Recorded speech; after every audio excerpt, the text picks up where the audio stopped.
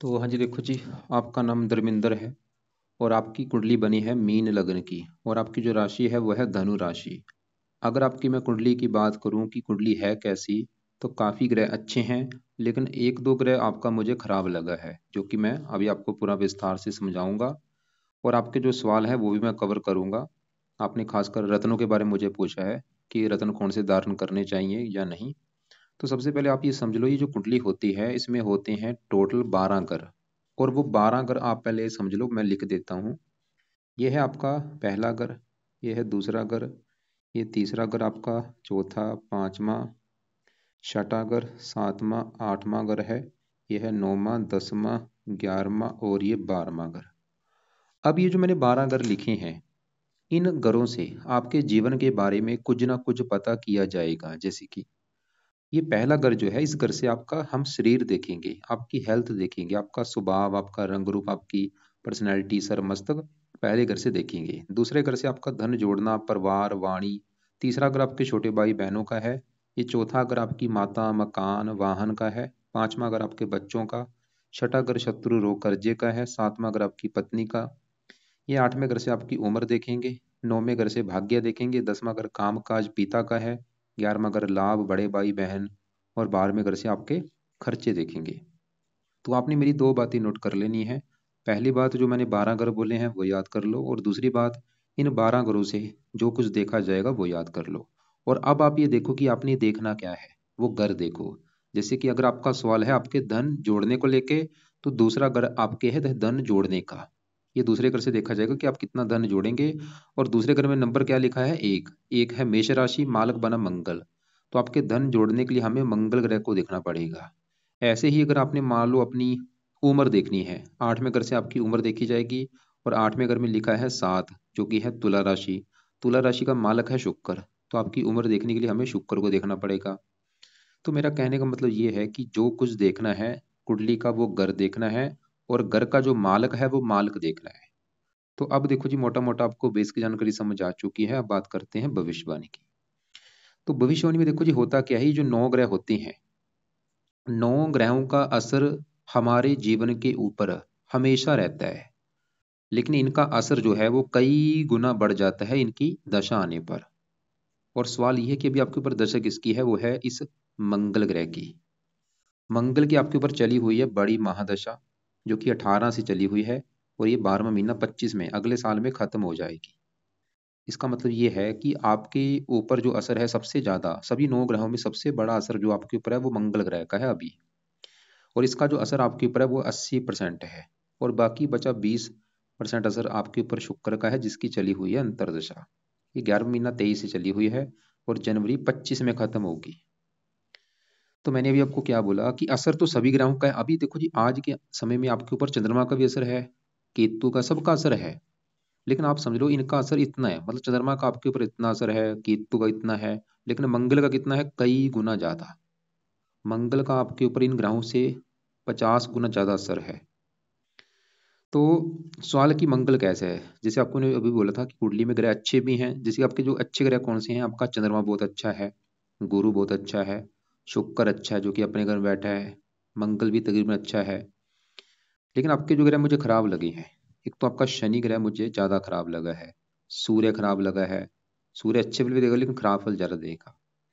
लेकिन एक सबसे, क्योंकि देखो जी, जो कुंडली होती है इसमें कुछ बने होते हैं योग, कुछ राजयोग होते हैं, अच्छे योग होते हैं, कुछ दोष बने होते हैं। तो आपकी कुंडली में जो दोष मुझे बना है, एक दिखा है, वो है काल सर्प दोष। यहाँ पे बैठा है केतु और यहाँ पे बैठा है राहु। इधर वाला हिस्सा देखो पूरा खाली आपका, मतलब आपका 8वां घर खाली है, 9वां घर खाली है, 11वां, 12वां, इन घरों में कोई ग्रह नहीं बैठा, खाली चंद्रमा को निकाल के। तो इसकी वजह से बना है आंशिक काल सर्प दोष। काल सर्प दोष दो प्रकार का होता है, संपूर्ण काल सर्प दोष और आंशिक काल सर्प दोष। ये चंद्रमा की वजह से, मतलब जो काल सर्प दोष बना है कम मात्रा में बना है। और ये जो काल सर्प दोष है जब कुंडली में बनता है, ये बंदे को लाइफ में काफी स्ट्रगल कराता है, काफी दिक्कतें, परेशानियां, रुकावटें, चिंता, भाग दौड़, इन चीजों का सामना करना पड़ता है। और ये जो काल सर्प दोष है, इसका जो असर है वो जीवन भर रहता है, मतलब बचपन से लेके बुढ़ापे तक इसका जो असर है वो बुरा रहता है। लेकिन इन ग्रहों का जो असर है वो कई गुना बढ़ जाता है दशा आने पर। मतलब ये जो राहु केतु वाला बुरा फल है, खासकर राहु, क्योंकि केतु इतना बुरा नहीं होता जितना राहु होता है।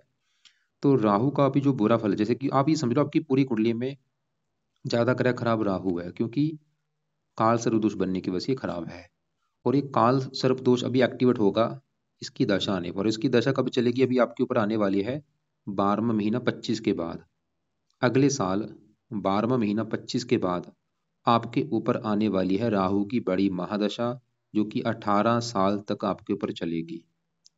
मतलब आप ये समझ लो आपका बुरा समय शुरू होने वाला है। बस 1.5 साल पड़ा है आपके बुरे समय शुरू होने में। लेकिन आपने अच्छा किया है, कुंडली बना ली है, क्योंकि भाई अभी से अगर आप उपाय शुरू कर देंगे, राहु आपका वाल भी विंगा नहीं कर सकता। बहुत अच्छा किया है।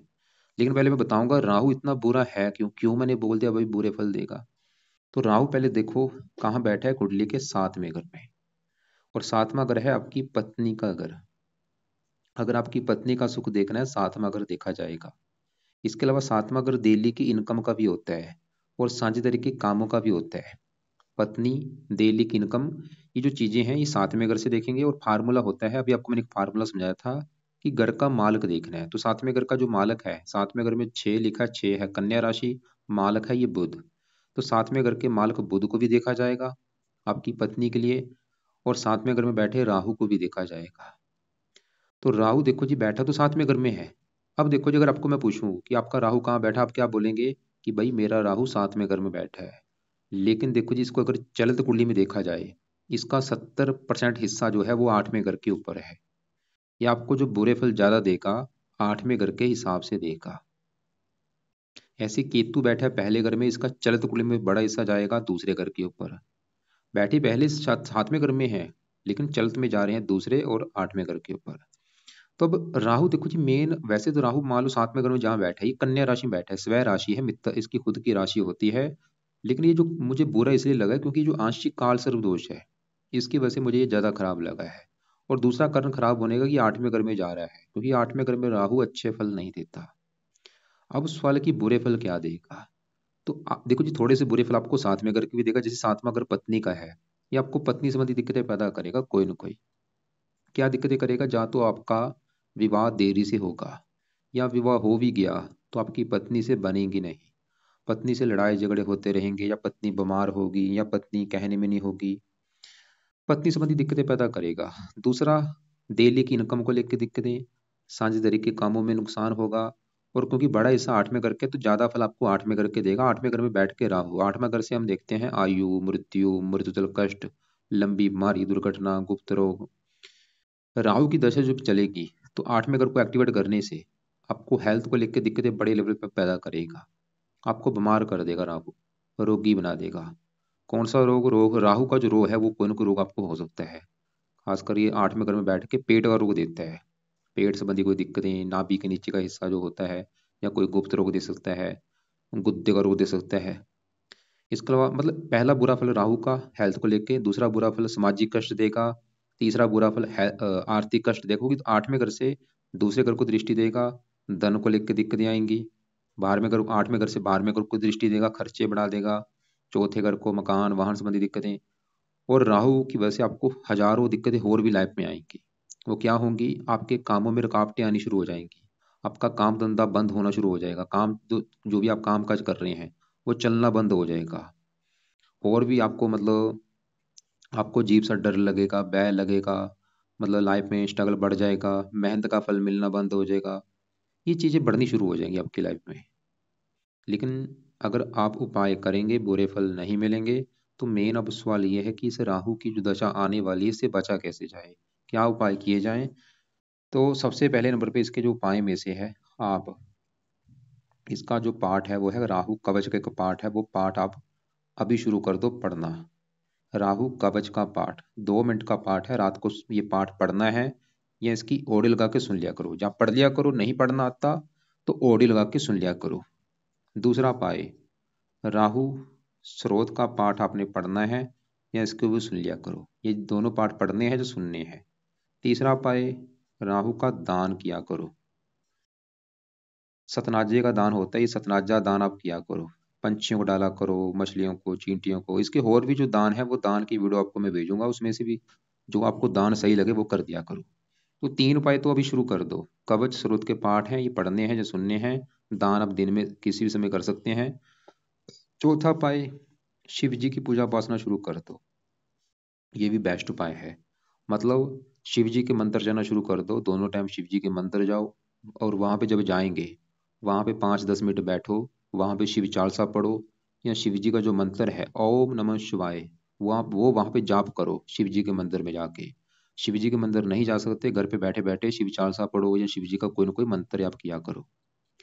इसके अलावा एक आपको मैं वीडियो भेजूंगा, राहु की दशा के क्या उपाय होते हैं, वो दशा वाली वो वीडियो आप जरूर देख लेना। और राहु के लिए देखो जी, आप हनुमान जी की भी पूजा उपासना किया करो, हनुमान जी के मंदिर जाओ, या शनि देवता की पूजा उपासना से भी राहु अच्छा होता है, माता दुर्गा जी की। मतलब आपको काफी पाठ पूजा करनी पड़ेंगे, ये नहीं कि खाली एक काम कर ले काम चल जाएगा, नहीं भाई, ऐसे काम नहीं चलेगा, पाठ पूजा तो करने ही पड़ेंगे।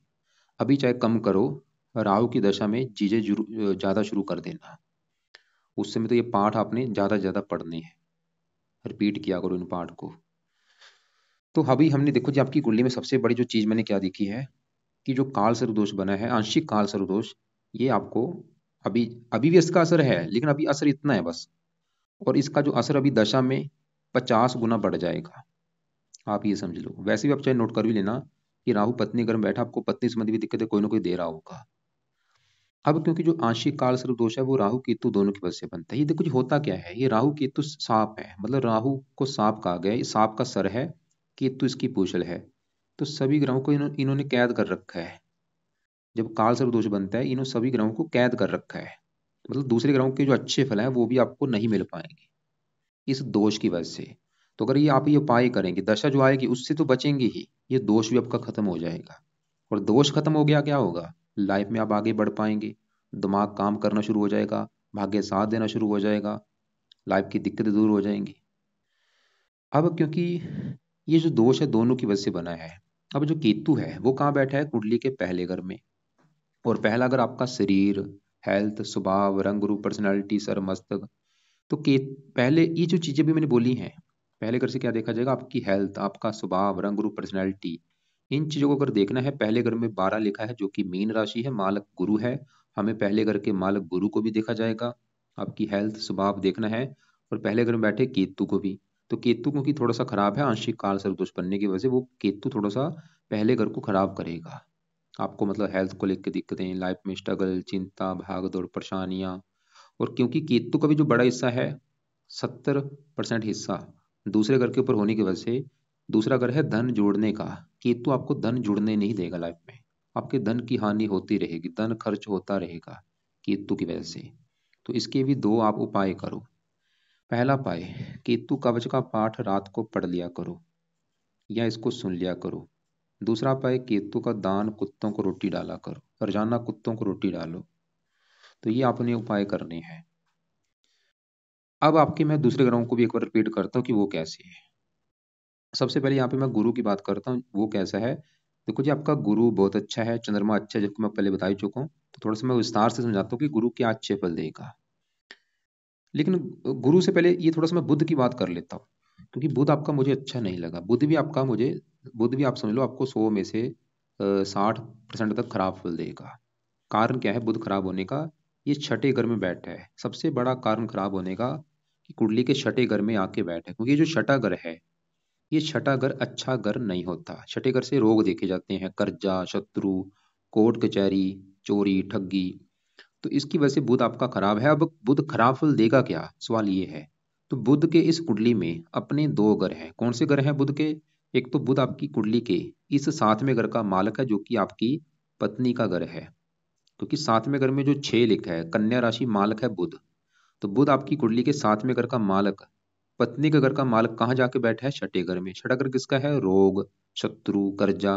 मतलब पत्नी जाके रोग के घर में बैठी, जहाँ तो पत्नी रोगी होगी, या छठा घर शत्रु का, पत्नी से जहाँ तो शत्रु जैसे व्यवहार होंगे। मतलब बुध आपको जहाँ तो पत्नी संबंधी दिक्कतें पैदा क्या करेगा, जहाँ तो पत्नी से आपकी लड़ाई झगड़े होते रहेंगे, या पत्नी बीमार होगी, या मतलब पत्नी संबंधी कोई ना कोई दिक्कतें पैदा करेगा, जहाँ पत्नी से तलाक हो सकता है आपका। और बुध आपके इस चौथे घर का भी मालक है। चौथे घर में क्योंकि 3 लिखा है, 3 है मिथुन राशि, मालक है बुध। और चौथा घर है आपकी माता, मकान, वाहन, भूमि, जमीन, जायदाद, नौकर चाकर का घर। ये जो चीजें हैं चौथे घर से, और चौथे घर का मालक कौन है? बुध। चौथे घर की जो चीजें भी मैंने बोली हैं, क्या क्या बोली हैं? माता, मकान, वाहन, उन चीजों के लिए चौथे घर के मालक बुध को भी देखा जाएगा, और बुध के अलावा चौथे घर में बैठे गुरु को भी देखा जाएगा। वैसे जो गुरु है वो तो चौथे घर का कर रहा है अच्छा, कि आपको माता, मकान, वाहन का सुख अच्छा है, लेकिन चौथे घर का जो मालक बुध है वो अच्छा नहीं है, वो छठे घर में जाने की वजह से खराब है। और चौथा घर किसका? माता। माता जाके बैठी है रोग के घर में, या आपकी माता को भी रोगी बनाएगा, या माता से भी मनमुटाव हो सकता है, और आपको मकान, वाहन संबंधी भी दिक्कतें। मतलब बुध का जो बुरा फल है वो पत्नी के रिगार्डिंग, और चौथा अगर माता, मकान, वाहन, इनके भी रिगार्डिंग, मतलब बुध की वजह से आपको माता संबंधी भी दिक्कतें आएंगी, मकान को लेकर कोई दिक्कतें, वाहन के सुख में कमी, और साथ में अगर दिल्ली की इनकम का होता है, दिल्ली की इनकम को लेकर दिक्कतें, क्योंकि सातवें घर को पहला घर माने, 1 2 3 करके 12वें घर में बैठा है, सातवें घर से 12वें घर में है, मतलब सातवें घर का व्यय करेगा, क्योंकि अपने से 12वां घर व्यय का होता है, तो पत्नी का व्यय कर देगा। तो हमने देखो, अब यहाँ पे पेन कापी लेके लिख लो कि अगर आप बुध को सही करते हैं फायदे जीवन में क्या होंगे। सबसे बड़ा फायदा बुध को सही करने से, आपको पत्नी संबंधी कोई दिक्कतें कभी नहीं आएंगी, आपकी डेली की इनकम अच्छी हो जाएगी।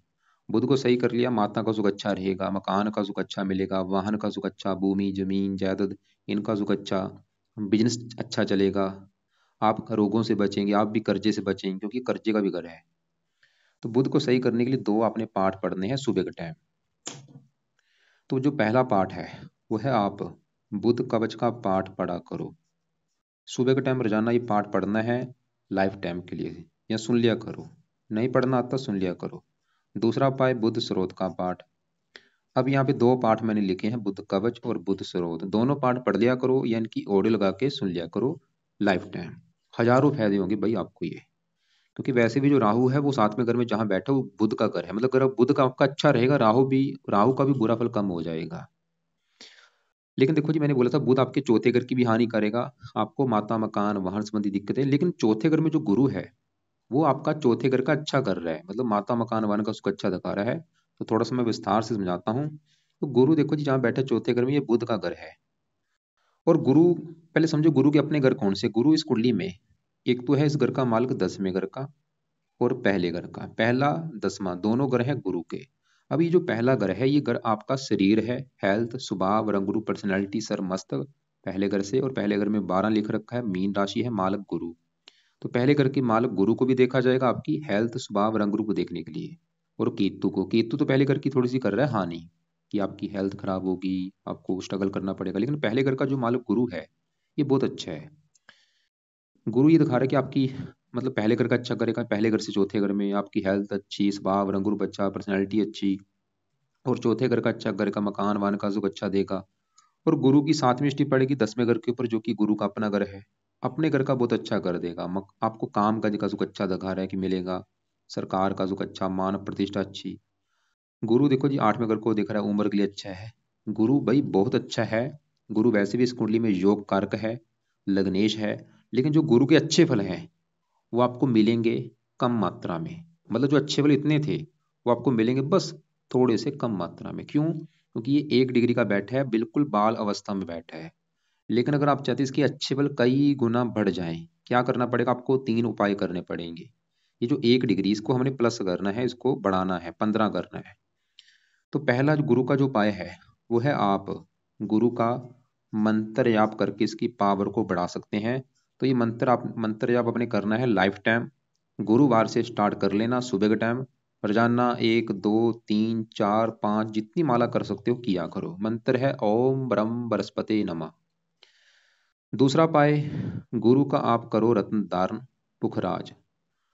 तीसरा पाए, पीले रंग के कपड़े ज्यादा पहना करो, नीले कपड़े बिल्कुल बंद कर दो, पीले कपड़े ज़्यादा यूज़ करो, वाइट कपड़े भी ज़्यादा यूज़ कर सकते हैं, और चमकीले रंग बिरंगे कपड़े भी यूज़ कर सकते हैं। कौन से कपड़े नहीं पहनने? नीले कपड़े कम यूज़ किया करो या बंद कर दो, नीले हो गया, और खासकर नीले कपड़े बंद रखो बस। बाकी देखो जी, गुरु की, जैसे मैंने बोला गुरु का आप रत्न धारण कर लो पुखराज। अब सवाल की पुखराज आपने जो लेना है वो लेना है आपने 1.25 का।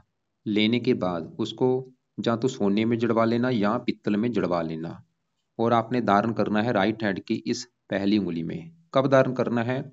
शुक्ल पक्ष के पहले बृहस्पतिवार को सुबह के टाइम, सुबह 7:15, 8:15 या 9:15 बजे। और धारण करने से पहले कच्चे दूध में या गंगा जल में धो लेना है और इसको धारण कर लेना है। धारण करने से पहले एक माला इसका मंत्र आप जरूर कर लेना। आपको मैं एक नंबर भेज भी दूंगा जिससे रत्न आप ले सकते हैं, बिल्कुल सस्ते मिलेंगे आपको, 3-4 हज़ार में रत्न मिल जाएगा लैब टेस्टेड। तो ये गुरु के 3 उपाय करने से इसका जो बल है कई गुना बढ़ जाएगा। और गुरु देखो जी अच्छा है, बस ये जो मैंने उपाय बताए हैं ताकि इसके अच्छे बल बढ़े, क्योंकि ये बाल अवस्था में बैठा है। अब ऐसे आपका जो चंद्रमा है इसकी भी बात करते हैं, लेकिन इससे पहले यहाँ पे जो ये पांचवा घर है इसकी बात करें। ये जो पांचवा घर है ये घर आपके बच्चों का घर है, आपके बच्चे कैसे होंगे।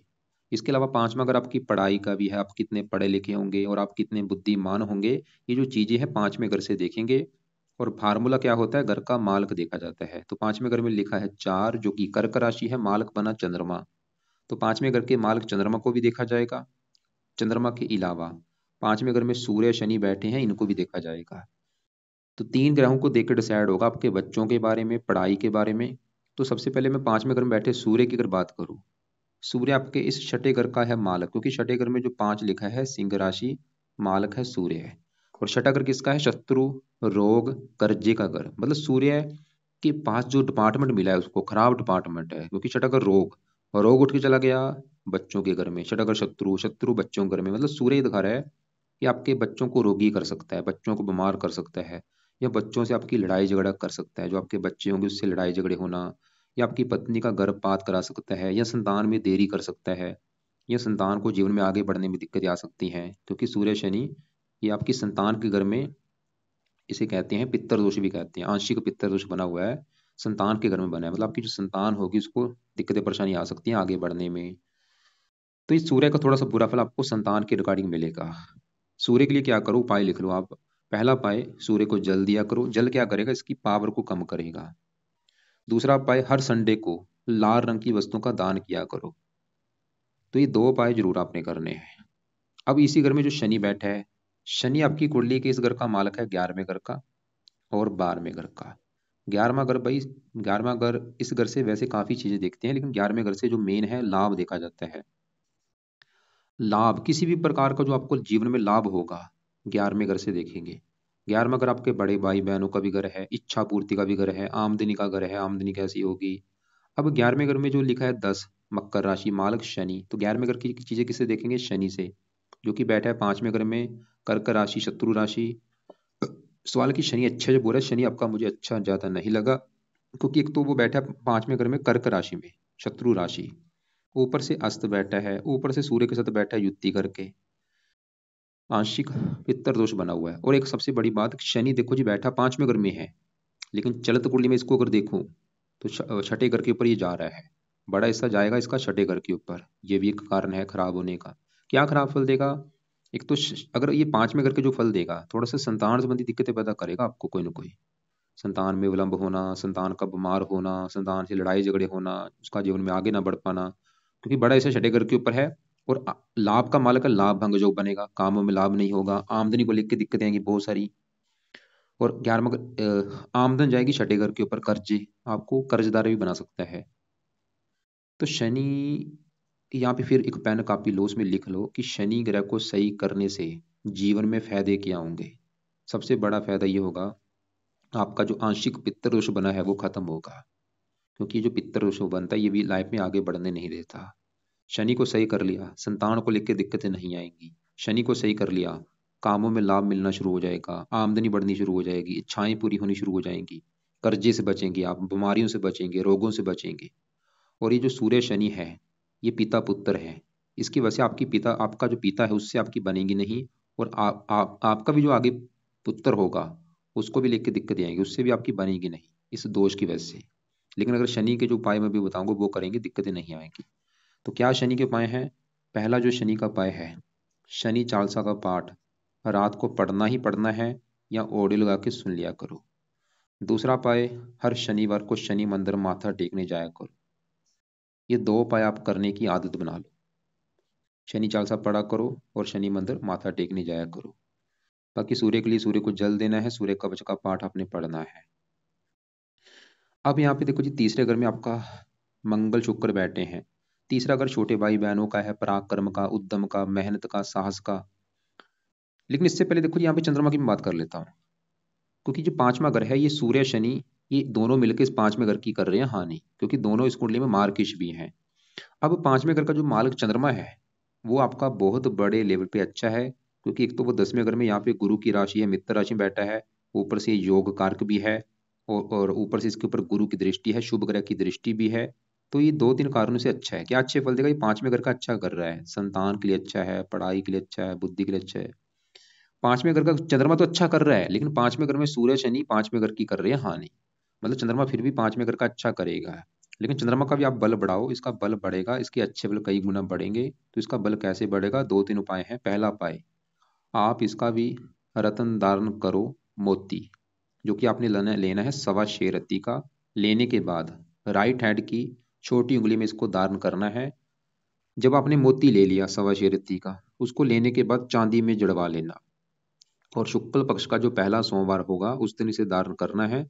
सुबह का टाइम, सुबह 7:15 हो या 8:15 या 9:15 धारण करने से पहले कच्चे दूध में या गंगा जल में धो के इसको धारण कर लेना।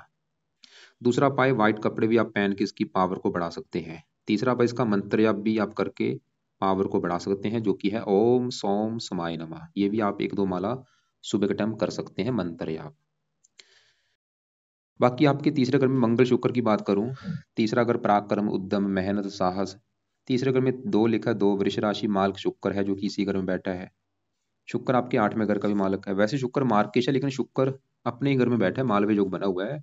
ये आपकी उम्र भी लंबी कर देगा, क्योंकि 8वें घर से 8वें घर का भी मालक है। उम्र आपकी काफी लंबी कर देगा, मेहनती बनाएगा, साहसी बनाएगा, उद्यमी बनाएगा। अब साथ में जो मंगल है, मंगल एक तो आपकी इस घर का मालक है 9वें घर का, जो कि है भाग्य का घर। अगर आपका भाग्य देखना है, 9वें घर के मालक मंगल को देखा जाएगा, और मंगल इस दूसरे घर का भी मालक है, जो कि आपका है धन जोड़ने का घर। मैंने आपको बोला था धन जोड़ने के लिए दूसरे घर में जो एक लिखा है, मेष राशि मालक मंगल है, मंगल को भी देखा जाएगा। और दूसरे घर के ऊपर जो बड़ा हिस्सा है केतु का, केतु को भी हम देख चुके हैं, वो तो इस घर की कर रहा है हानि, कि आपका धन जुड़ने जोड़ नहीं आप पाएंगे, धन खर्च होता रहेगा। अब दूसरे घर का जो मालक मंगल है वो बैठा है तीसरे घर में शुक्र की राशि, शुक्र इसका शत्रु है। मंगल की होती हैं 3 दृष्टियां, चौथी दृष्टि पड़ेगी 5वें घर के ऊपर, यहाँ पे नीच राशि। अब देखो जी, मंगल भी 5वें घर की हानि कर रहा है, सूर्य भी हानि कर रहा है, शनि भी, मंगल भी इस घर की हानि कर रहे हैं। मतलब आपको संतान को लेकर दिक्कतें जरूर आएंगी, कोई ना कोई बड़े लेवल पे। सातवीं दृष्टि पड़ेगी, सातवीं दृष्टि पड़ेगी 9वें घर के ऊपर, जो कि मंगल का अपना घर है। और आठवीं यहाँ पे, मतलब मंगल आपको अच्छा फल भी देगा, बुरा फल भी, क्योंकि थोड़ा सा शुक्र की राशि है, दुश्मन की राशि, लेकिन ये घर अच्छा है, मेहनत का घर, क्योंकि इस घर का मंगल कारक भी होता है। धन मेहनत के घर में, खुद की मेहनत के बल पर भी आप धन कमाएंगे, मंगल ही दिखा रहा है। भाग्य घर, भाग्य जाके मेहनत, खुद की मेहनत के बल पर भी आपका भाग्योदय होगा। मतलब भाग्य आपकी खुद की मेहनत के बल पर ही उदय होगा, मंगल ही दिखा रहा है। लेकिन ये थोड़ा संतान के लिए अच्छा नहीं है। तो मंगल के लिए आप एक काम कर सकते हैं, जब तक ये मंगल की दशा है, क्योंकि आपके जीवन के ऊपर बड़ा असर मंगल का है। तो मंगल के लिए आप हनुमान जी का पाठ कर लिया करो, जब तक ये दशा है। इसका वैसे भी कई फायदे हैं, क्योंकि हनुमान जी का पाठ करेंगे, मंगल तो अच्छा होगा ही, ये शनि भी अच्छा होगा, राहु भी अच्छा होगा। तो हनुमान जी का पाठ तो करते रहो। ये सुबह का एक उपाय लिख लो, कि आपने सुबह के टाइम हनुमान जी का पाठ पढ़ना है। हनुमान जी के मंदिर जाओ, चाहे हनुमान चालीसा, बजरंग बाण, जो भी पाठ आपको आते हैं पढ़ा करो। तो हमने क्या देखा, गुरु अच्छा है, चंद्रमा अच्छा है, शुक्र मंगल भी तकरीबन अच्छे हैं। और जो आपके ग्रह खराब, सूर्य खराब, शनि बुध राहु केतु काल सर्प उसकी वजह से खराब है। तो उपाय आपके लिए क्या क्या है? कुछ उपाय मैंने रात के बोले हैं, कुछ सुबह के टाइम। जो आपके रात के उपाय हैं वो है राहु कवच का पाठ, राहु स्रोत का पाठ। ये दोनों पाठ पढ़ने शुरू कर दो, क्योंकि दशा आने वाली है। और बाकी रात के समय आप केतु कवच का भी पाठ पढ़ सकते हैं। केतु कवच के पाठ को आप चाहे अभी रहने दो, क्योंकि उपाय ज्यादा हो जाएंगे। इसका पाठ अभी रहने दो, इसकी बजाय आप शनि चालीसा पाठ रात को पढ़ लिया करो। तो 3 पाठ है, राहु कवच, राहु स्रोत और शनि चालीसा। 3 पाठ पढ़ने हैं या इनको सुनना है।